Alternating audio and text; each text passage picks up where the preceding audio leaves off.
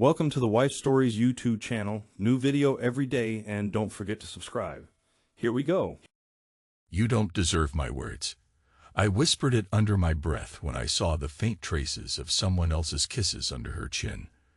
A smudge of plum-colored lipstick, small bruises pressed into the tender skin beneath her jaw.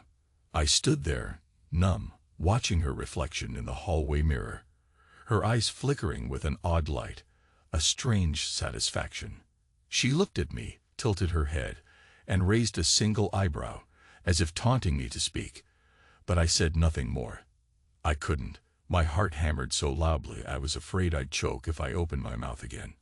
I'm Jack, 45, a man who once believed in quiet decency, in a stable life, in the sanctity of promises.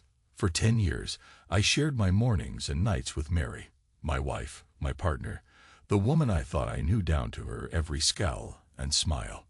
But now I see that I never truly saw her. Maybe it was my fault. Maybe I missed 100 subtle signs along the way. Or maybe I just preferred not to look. Either way, in that moment, all I felt was the cold burn of betrayal creeping through my bones. She was still in the black dress she'd worn to the party, a sleek fabric that hugged her curves a bit too perfectly. I used to love that dress on her. Now it looked almost mocking, as if it signaled her intent to slip right out of my grasp. I found myself staring at the neckline, at the faint line of sweat at the collar, the warm glow of her skin.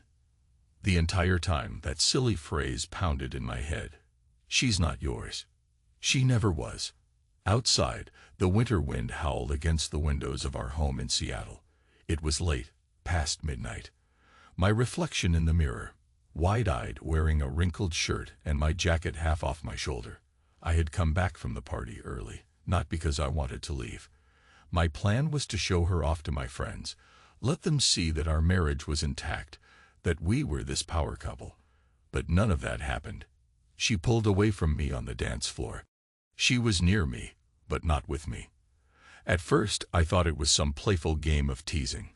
Then I realized she'd found a new dance partner, David. That name scraped at my mind like a dull knife. David Roberts, the radio guy with a cocky grin, the one who'd stormed into our circle a few months ago. At the time, I liked him. Liked his easy humor, his confidence. But tonight, everything had changed. I saw him leaning toward Mary, saying something right into her ear. She laughed, her eyes shining in that dangerous way. I remember how she pressed one hand to his chest, letting the music carry her closer. She looked alive in a way I hadn't seen in years. I watched for a moment, uncertain. My stomach tightened. Part of me hoped it was harmless, just a passing flirtation. Then I saw him lean in, brush his lips right beneath her chin. A dark corner, a flash of her wide, daring grin. And then I lost sight of them both. They slipped away through a door, maybe to get fresh air, or maybe just to find a spot more private. I stood like a fool near the snack table, feeling the sharp sting of embarrassment building in my throat. I left the party soon after. I didn't cause a scene or throw a glass. Instead, I grabbed my jacket, mumbled something about feeling ill, and walked out. My friend from across the room gave me a curious glance. He must have caught sight of Mary drifting off with David. I pretended not to notice. Pride can be a heavy chain, and I was shackled. I couldn't even muster the courage to ask, "Has anyone seen my wife?" The knowledge was too bitter. If I asked, it would make it real. When I got home, I sat in the dark living room, one hand around a half-empty glass of cheap whiskey. I listened to the silence and tried to gather the broken pieces of my dignity. I told myself, maybe she left with a friend. Maybe I misunderstood.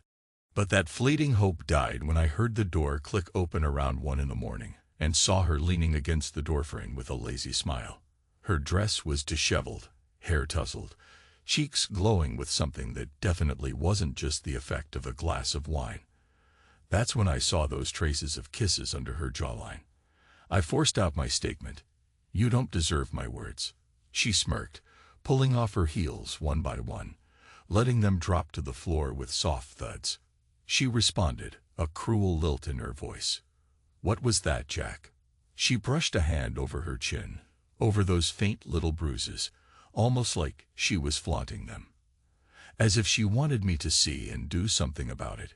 "You're being dramatic." I swallowed hard. My voice came out hoarse. "I'm being honest."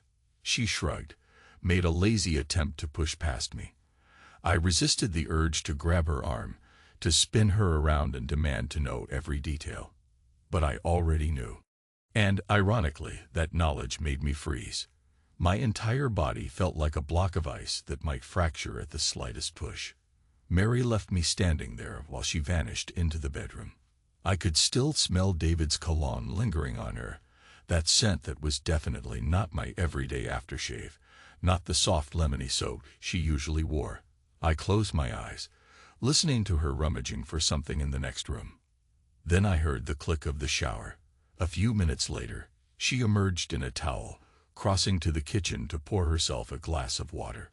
I said nothing as she sipped from that glass. She didn't even look at me. Maybe that was her final jab, pretending I wasn't worthy of her attention. My entire life up to that point had been built around stability and responsibility, and now that foundation had cracked so wide I wasn't sure how to stand. I ended up in the bathroom at 2 a.m, leaning over the sink, staring at my reflection. My hair was disheveled, eyes red, chest tight. I turned the faucet on, splashed water over my face, hoping to wash away the numbness. Then I heard her footsteps outside the door. She paused, I could tell. But she didn't knock. She just stood there for a moment, maybe listening to my ragged breathing. Then she walked away. I wanted to fling the door open and shout something, anything. Instead, I remained there, gripping the porcelain, my knuckles white. She must have gone to bed, or at least to the couch. I didn't bother checking.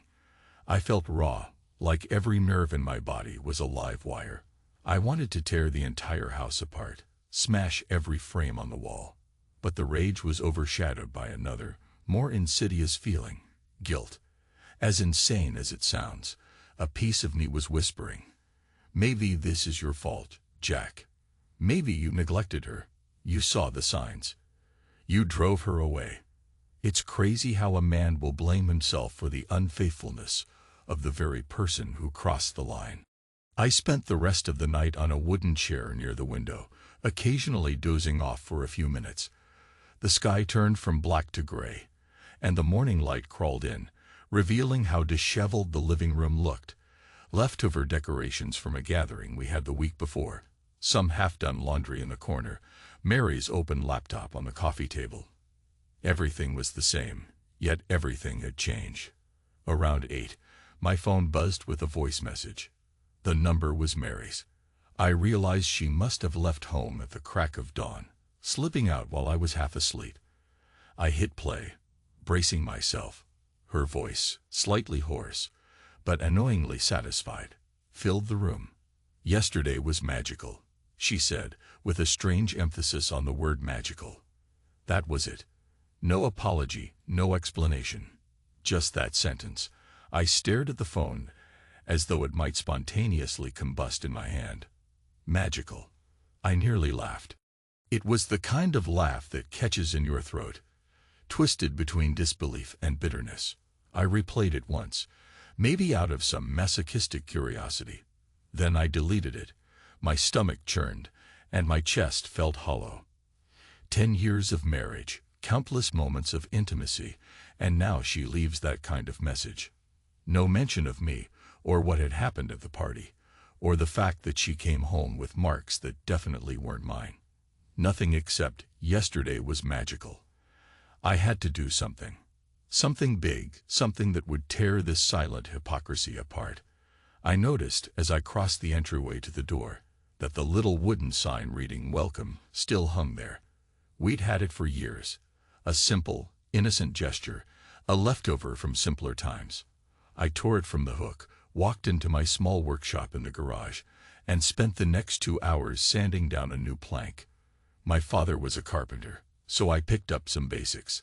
I'd done occasional woodwork as a hobby. I worked in near silence, my phone set to airplane mode.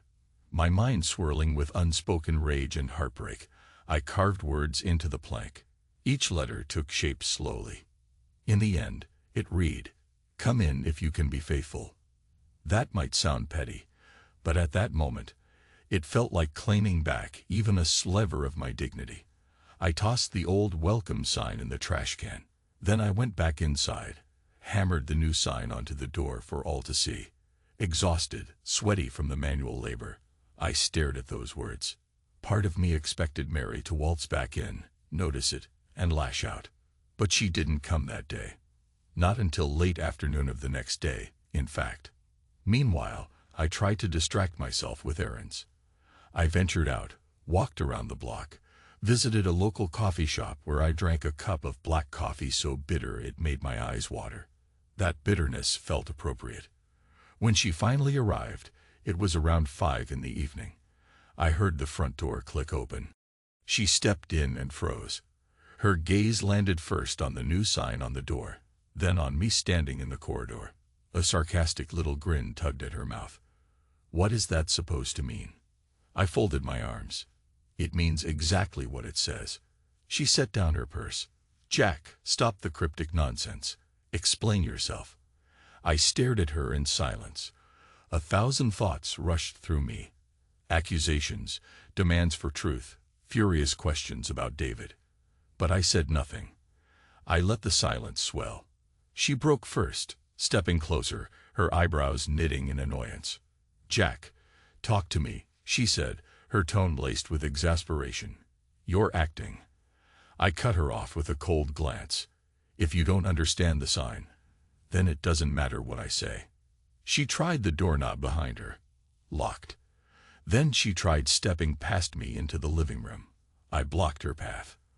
I wasn't being physically aggressive, but I made it clear I wouldn't just let her stroll in and treat this like a normal day. She frowned. Open the door, she demanded, voice brittle. I did nothing. Just turned away, walked down the hallway toward the bedroom, leaving her alone in the entryway. She rattled the doorknob once more, probably testing if I changed the lock. Then I heard her footsteps behind me. She was barefoot, her heels dangling from her hand. She must have taken them off outside. Perhaps she planned some sweet talk to calm me down. I entered the bedroom, sat on the edge of the bed. She stood in the doorway, the lines of tension visible in her face. Jack, I'm not in the mood for your silent treatment. If you have something to say, say it. Otherwise, unlock the door and let me go. I have things to do. I remained silent. A part of me wanted to shout at her, to grab her shoulders and demand she give me a reason. Any reason. That this marriage was worth saving. But what came out of my mouth was nothing. That emptiness felt heavier than any argument. I could sense her frustration simmering. She gave a short, irritated laugh. Fine, she hissed. Stay in your pathetic meltdown. But don't expect me to wait around. She spun on her heel. Open the door now. I rose, followed her back to the entryway. Her hand was already on the lock. I realized with an odd sense of finality that I didn't want her to stay. I was done with illusions. She yanked the door open and stepped outside. The cold air spilled in, cutting across my face. For a second, her eyes flicked back at me, some fleeting expression crossing her features. Anger or maybe regret. Then she slammed the door behind her so hard the glass rattled. The house fell silent. I locked the door from the inside. I flicked off the hallway light and just stood there, breathing in the emptiness. With every shallow breath, a new kind of determination surged in me. Rage, yes, but also something sharper, a thirst for a reckoning. If she wanted to walk away so easily, so be it. But I was not going to remain the fool who quietly endured the humiliation. I needed to act. I needed the space for myself, for my own sense of justice. Maybe that's petty, or maybe that's just the raw truth of a betrayed man. I'm not a screamer, not a man who thrives on public drama. In all our years together, I rarely so much as raised my voice at Mary. But betrayal does strange things. That day, an idea formed in my head, a plan so cold it made my skin prickle. I called it Operation Space, though I never said the words out loud. It was all about reclaiming my sphere, making sure she felt the sting of exclusion she had thrust on me. I started small. One call to the yoga club she frequented. The manager was an old acquaintance, a man who once told me, "We're all about trust and harmony here."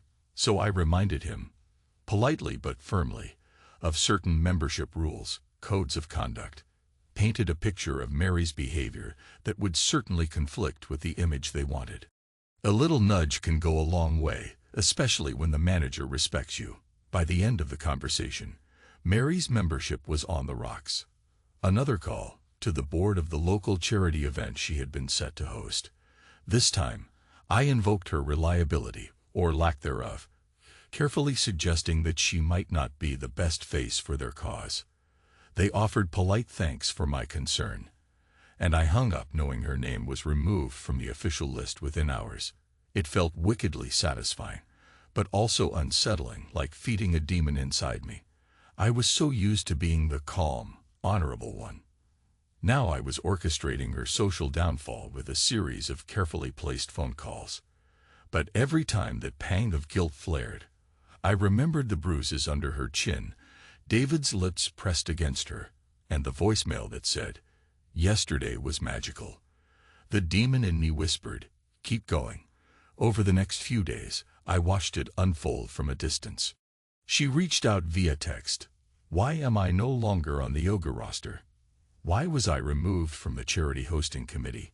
Her confusion, then anger, popped up in each message. I never responded directly. I let her stew in that silence, my own silent brand of retribution. Meanwhile, I carried on with my life as best I could. I went to work at the small investment fund I manage. My coworkers noticed a change in my demeanor. I'd always been the quiet, methodical type, but now there was an edge to me. I had less patience for small talk or pleasantries. I caught sight of my reflection in the elevator door once. Shoulders tense, eyes cold. I recognized the expression of a man on a mission. Mary's calls escalated. She began leaving voicemails with varied emotional tones. First confusion, then anger, then desperation. I rarely listened to them all the way through, but one in particular caught my ear. "Jack, please. I don't understand what's happening. Just talk to me. Explain. I can fix it if you let me." Her voice cracked at the end, a brittle note of panic. A wave of something close to sympathy twisted in my chest, but I shoved it aside. She wasn't sorry for what she did. She was sorry for the consequences. One night, close to midnight, my phone buzzed again. Another message from Mary. "I'm sorry. I crossed lines. I messed up." A short pause, then a trembling breath. "Please, we can talk this out. Don't shut me out. I never meant for things to go this far." I exhaled slowly. For a brief second, I was on the verge of replying, of telling her exactly how she destroyed what we had. But then I remembered her posture that night at the party, how she clung to David, her voice in that earlier message. Yesterday was magical. The bitterness flared up again, stifling any compassion I might have felt. She had enough chances, and she danced right over them. The days turned into a couple of weeks, a blur of methodical sabotage and emotional numbness. It was as though I'd stepped out of my own body, watching from afar as I methodically cut Mary out of all her usual circles, leaving her with nowhere to land. Word spread quietly. Maybe she's unstable. Maybe she's untrustworthy. People can be surprisingly eager to gossip if you nudge them in the right direction. A part of me felt like I was crossing moral lines. Another part of me, the wounded husband, insisted that it was justice, pure and simple. One Wednesday, she finally showed up at the house unannounced. I'd just gotten home from a late meeting. She was waiting on the porch, arms folded tight, eyes red. Her once pristine posture seemed diminished. She'd always had a certain glow of confidence, but now she looked oddly smaller, like a person stripped of her illusions. The new sign was still above the door, proclaiming, "Come in if you can be faithful." She stood beneath it, chewing her lip. She saw me step out of the car, and a flicker of hope crossed her face. I approached, keys in hand, my breath visible in the cold. I said nothing, just stopped at the bottom of the porch steps. She looked me in the eye, her voice trembling. "Jack, please, let's talk. I'm sorry. I truly am." I studied her, really studied her. Her hair was disheveled, dark circles under her eyes. She looked different. This wasn't the smug Mary from that night. This was someone cornered, desperate for an ally. And for a heartbeat, my chest clenched with genuine pain. Had I turned into a monster who could watch her unravel and feel satisfaction? Or was I just a man protecting himself? She tried again, stepping forward. "I know you're hurt. I know I was wrong. But please, tell me what's going on. Why are you doing all this? Why can't we fix this?" I swallowed. My voice felt scratchy. "You really don't know why, Mary." She blinked, tears threatening. "I do. I messed up with David. But it didn't mean." I cut her short with a dismissive wave of my hand. "Don't speak his name to me." She flinched, then nodded. "All right. Then let's just talk about you and me." I shook my head slowly. "There is no you and me. Not anymore." She pressed her lips together, a flicker of anger creeping into her expression. "So you're just going to throw everything away?"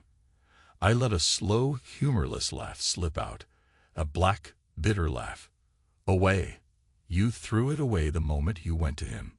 She stood there, silent, for a long moment. Then her eyes hardened, and I saw a flash of that old stubbornness. She bit her lip, something like defiance rising to the surface. That shift told me everything. The regret was overshadowed by her pride. She wanted to be forgiven on her terms. I looked away. "I'm done with words. That's all I have left to say." She opened her mouth to argue, then closed it. A tear slid down her cheek, but she wiped it away quickly. She turned, walked down the porch steps, and headed for her car without another word. I watched the taillights vanish into the night. I exhaled, long and shaky, my own eyes stung with tears I refused to shed. I went inside and closed the door, feeling as though I were shutting the coffin lid on our marriage. The sign overhead felt like a silent witness to that final break. I'll admit, after she left, a wave of emptiness slammed into me. The house felt cavernous, quiet to the point of suffocation. I retreated to my workshop, staring at the leftover wood shavings from the sign. I felt numb, unsure if I'd just sealed both our fates in a moment of stubborn pride. But the memory of that plum-colored mark under her chin, the knowledge of those stolen touches that night, kept me resolute. Over the following week, she bombarded me with texts, calls, even emails. One read, "Explain." Another, "Come on, we're adults. Talk to me." Then, "Please, I'm falling apart." I skimmed them, each time feeling a pang of guilt. But the guilt had turned to a twisted sense of satisfaction. She wanted what she no longer deserved, my forgiveness. Another day, another message. "Please, let's fix this." Then a second, more frantic. "I'm so sorry. I'll do anything." The desperation in her words didn't erase the memory of her laughter in David's arms. Eventually, she wrote, "I'll beg if that's what you want. Please." I nearly smashed my phone against the wall, the conflict inside me rising like a tidal wave. The man I had been, loyal, rational, warred with the vengeful stranger I'd become. Then, in one searing moment, I realized what was left to do. End it, clean and final. So I typed out my last reply to her. Just 2 words. Goodbye. Forever. She tried calling 3 times in the next hour. I didn't pick up. When I finally listened to her voicemails, my heart twisted. She sounded desperate, voice cracking. "Jack, don't do this. We can fix. Hello? Are you there? Please pick up." Then silence. The next message was just her shallow breathing, then a whisper. "Don't leave me like this." But I had left. In my mind, I was already gone. And that was the day I changed the lock on the front door, even though she had the code. I canceled her card on our joint account. I made sure any of her subscriptions or memberships that depended on me were cut off. I felt no need to hear her explanations. She had left me alone in that bathroom mirror with the taste of betrayal on my tongue. This was my final verdict. Asterisk, the days turned into weeks. Friends called, confused. Some asked what was going on, hinting that Mary was in real trouble. I gave them half-truths. We're separated for now. It's complicated. I avoided telling them how savage my actions had been behind the scenes, removing her from her social anchors. Some acquaintances were grateful for the gossip, no doubt spreading rumors. Others showed genuine concern. I brushed them all off. I preferred my solitude to the risk of hearing half-baked sympathy. One evening, I stepped outside to retrieve the mail and saw Mary's car idling at the curb. I froze, the mailbox open. Slowly, she rolled down the passenger side window. She looked exhausted, hair unwashed, face pale, eyes puffy. She didn't say anything, just stared at me. I stared back. Another standoff of silence. I shut the mailbox, walked across the lawn toward my front door. The new sign still hung there. She finally called out, voice raspy, "Jack, please, just let me talk to you for 5 minutes." I paused with my back half turned. I felt the cold drizzle landing on my jacket. I pictured the night she came home with David's cologne on her skin. The sign behind me read, "Come in if you can be faithful." I nearly laughed again, that black humor welling up in my chest. But I didn't laugh out loud. Instead, I just said, "No," and walked inside. Through the window, I saw her sit there, engine running, for a long time. Then she drove away. In that moment, I felt something like relief, but also an ache. She and I had once spent lazy Sundays together, cooking, laughing, making plans for the future. Now we were two ghosts locked in a silent war. I wanted to punish her, but there's a hidden cost to revenge. Late at night, I found myself pacing the rooms of our house. The old pictures on the walls, of us hiking in the Grand Canyon, posing at a friend's wedding. Those images stung. I'd once been proud to show them off. Now I wanted to tear them all down. But I left them, as if forcing myself to face the memory of who we used to be. I started sleeping in the guest bedroom. Her side of the closet, half empty, haunted me. Sometimes I'd catch the faint scent of her perfume on a blouse she hadn't taken. The memories would swirl. Her laughter, her body pressed against mine. The small kisses we shared in the early morning light before work. My anger would flare, fueling that cycle of blame. I'd scold myself. She was the one who cheated, so why do I feel guilty? But I did. Some corner of my mind insisted I was partially at fault, that maybe if I had paid more attention, offered more passion, or been more spontaneous, she wouldn't have strayed. It was a lie I told myself, a twisted sense of responsibility that ironically gave me a reason to keep living in bitterness. I tried to keep myself busy at work, diving into numbers and calculations, reorganizing my schedule, so I had minimal downtime to brood. My colleagues probably noticed the tension riding under my skin. Some gave me that sympathetic tilt of the head that says, "I know something's wrong, but I won't pry." Maybe they heard rumors. Maybe they caught me staring into space when I thought nobody was looking. Meanwhile, I occasionally heard her name pop up in social circles. People whispered that she'd withdrawn from nearly everything, that she was having a rough patch, that maybe she'd moved in temporarily with a friend. I even heard from an old friend that David, her lover, had tried to reach out to me once or twice, but I ignored any attempts from unknown numbers. I had no interest in hearing that man's voice. Still, curiosity gnawed at me sometimes. I wondered if she was with him, if they were living out some twisted fantasy. But from the hints I picked up, it sounded like he'd moved on. David wasn't the commitment type. She was probably left in the dust. So be it. What did I care? Asterisk, everything reached its boiling point one late afternoon when I drove home and saw someone sitting on my front step. It was David, leaning casually against the door, big headphones around his neck, that same cocky grin he always wore on the radio. My gut tightened. Part of me wanted to gun the engine and drive right over the lawn.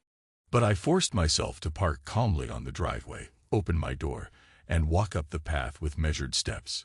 He stood up as I approached. The easy confidence in his posture was tempered by something more serious in his eyes. "Jack," he began, raising a hand in greeting. I stopped a few feet away.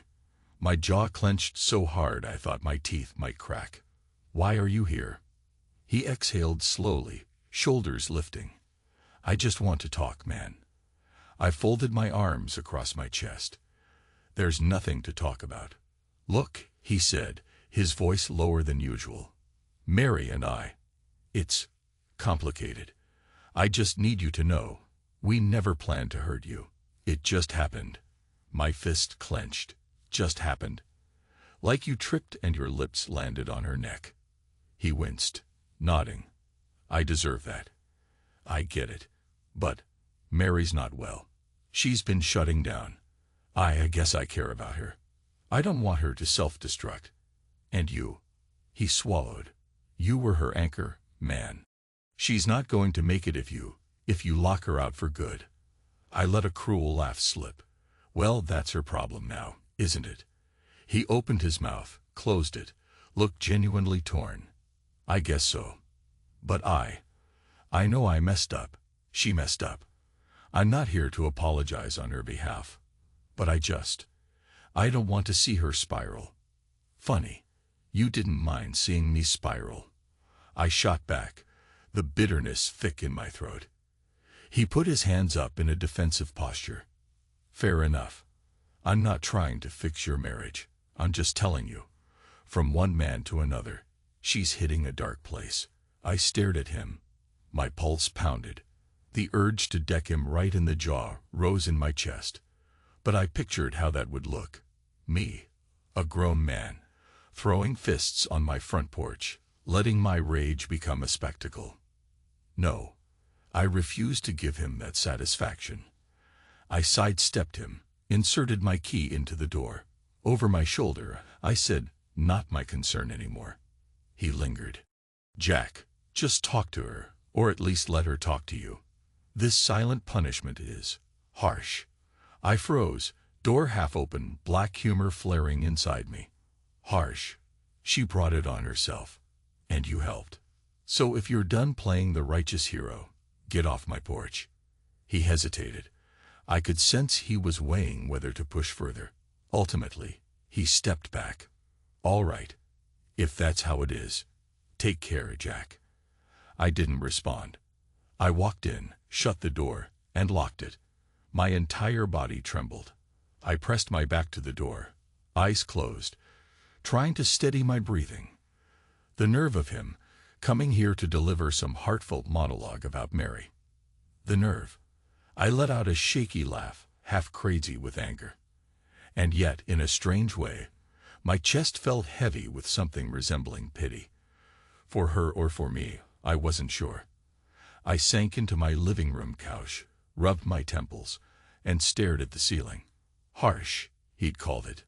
The word echoed in my mind, stirring up the swirling guilt that had never fully left me. But then I pictured David's lips on her neck again, the memory so vivid I could almost hear her quiet moan. My pity withered in the face of that mental image. I told myself, she made a choice.